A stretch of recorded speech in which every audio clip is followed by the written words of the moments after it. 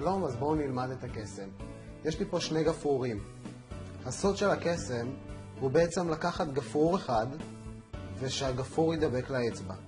אני עושה את הקסם בצורה הזאת. 1, 2.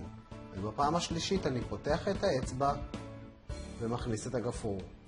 הדרך להוציא אותה זה עוד פעם לספור 1, 2 וב-3 לפתוח ולהוציא את הגפרור. ואת הגפרורים אפשר לתת גם לבדיקה. זה סוד הקסם.